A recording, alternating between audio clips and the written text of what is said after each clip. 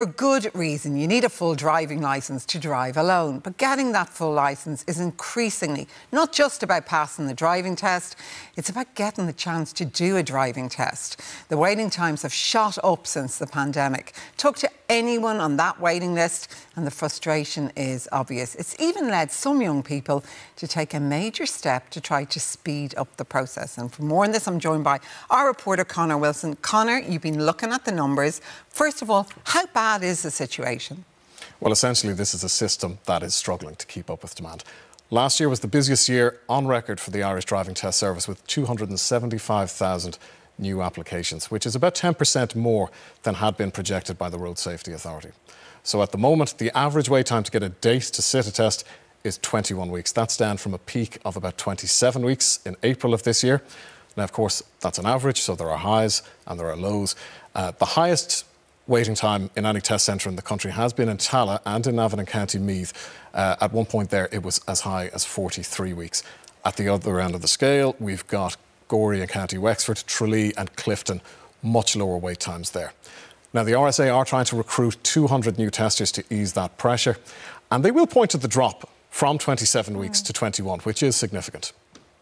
Now, 21 weeks is still a very long time, Conor, but some people have gone to extreme lengths, haven't they, to actually try and get themselves a licence?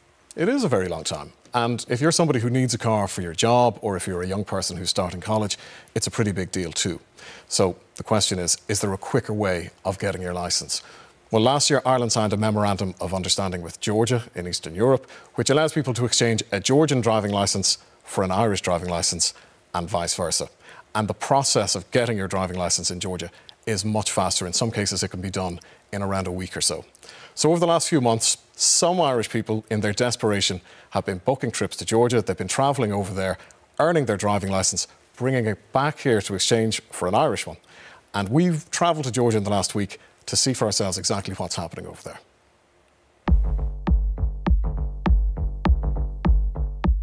Georgia is in the Caucasus region, the outer reaches of Europe, on the frontier with Asia. The capital, Tbilisi, is over 5,000 kilometres from Dublin, a greater distance than New York City. It's a long way to travel for anything, let alone to get a driving licence. But Irish people have been coming here to do exactly that. From the streets of Tbilisi, we head to a driving school in Rustavi, around 30 kilometres outside the city.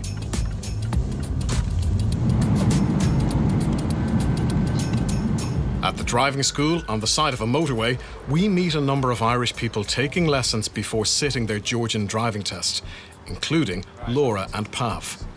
Me and Pav here, we've been struggling to get our licences for a while, and we seen this pop up on Instagram, and we initially said it as a joke. We were like, oh, we'll go to Georgia. And then, lo and behold, we're actually here now. With native social media advertising, Mika has attracted a market of young people from various countries outside Georgia, eager to get their hands on a driving licence without the long wait times. In the last few months, he's had hundreds of inquiries from Ireland.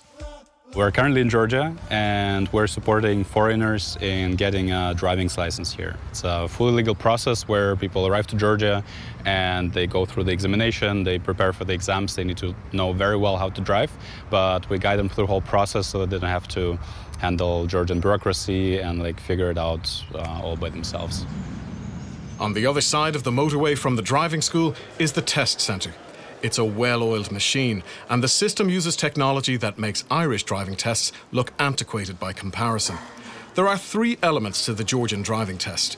As with Ireland, the first stage is a theory test. The second is a practical test in a controlled environment called the platform or autodrome. It consists of 6 timed manoeuvres. If they pass that, applicants will sit the final test, the city driving exam. The practical exams must be taken in official driving test cars, rigged with cameras and sensors. The car will speak to you in your choice of language. Rather than a human examiner, the automated system determines who passes and who fails. There is no discretion and no delays. I did the motorcycle one, so it's been a success 3 days in, theory on the first day, and third day then I did my test, passed, licence in hand, good to go. And you had your licence in hand within a few minutes? Yes, about 5 minutes after. Just went into the office, printed it off, all done.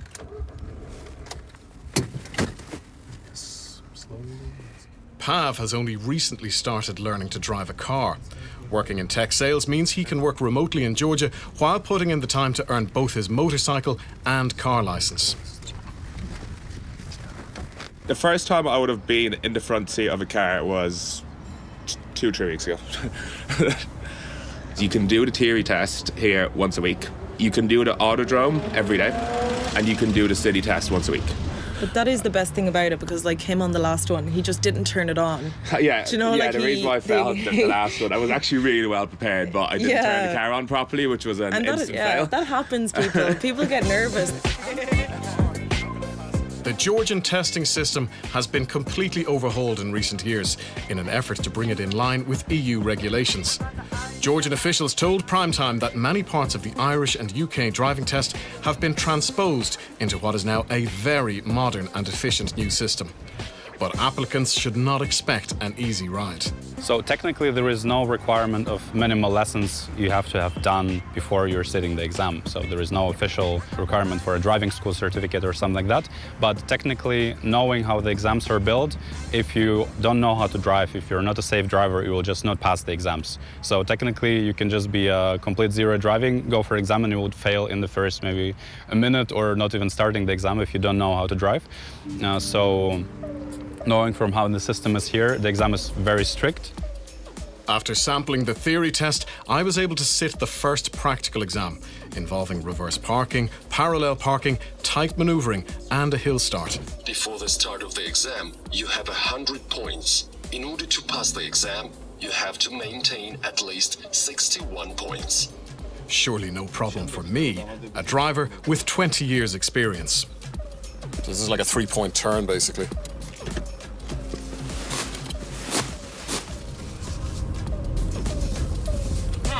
Parallel parking course. Definitely the parallel parking is a little bit trickier with the left-hand drive, but otherwise most other things are pretty straightforward. Congratulations. Hey! Congratulations. They might let me drive on the roads in Georgia. And there you have it. Passed with flying colours. And on the first attempt. It's different because in Ireland we don't have... Penalty for violation of course borders. Well, maybe not the first attempt. Disqualification. So I'm done now at this stage. I've gone over the thing.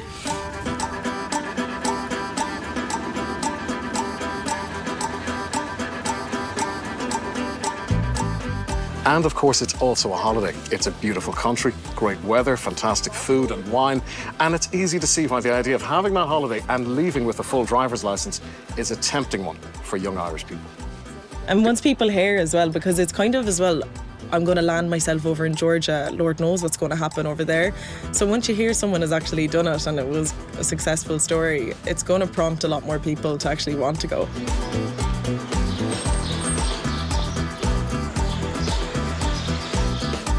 Yeah, just be careful on the roundabouts. It's not. You have go. No, you're in the main. Okay. Yeah, you're passing. They have to wait. We're going straight.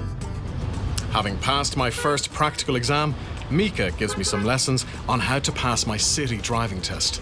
So from here, it's already a part of the examination route, and we have an examination car right beside us, actually. Okay. Did you say you saw someone who'd already failed? Yeah, on Why? the other side. If the student fails, then he showed that he's not capable of driving logically. So they just switch seats, and the student sits in the back, and the inspector drives the car back to the examination center. They have to do a drive of shame. But that's why also they manage more tests in a day maybe than some other countries, because if it's finished, it can be finished after 5 minutes or after like even 1 minute, you know. But there is a big twist in the tale. While we were filming in Tbilisi, the Georgian government passed new legislation, meaning that anyone applying for a Georgian driving licence must be resident in the country for a minimum of 185 days. Applicants like Pav, who've already started the process, will be allowed to complete it, but new applicants will have to prove their residency. Bad news for anyone looking to circumvent the long Irish wait times, but bad news too for the Irish system, as this potential release valve has now been closed. When you see that it can be like this, what does it say about the system we have in Ireland? the resources can't be there. It's kind of like they're just making you go through the hardship for no reason. Like, there has to be a better way around it. Well, either that or the system must be under-resourced or inefficient. One of the two. One of the two, yeah. Yeah, I don't know. You'd expect that it wouldn't be as smooth and as clean over here if we're not able to do it. So there's something clearly very wrong.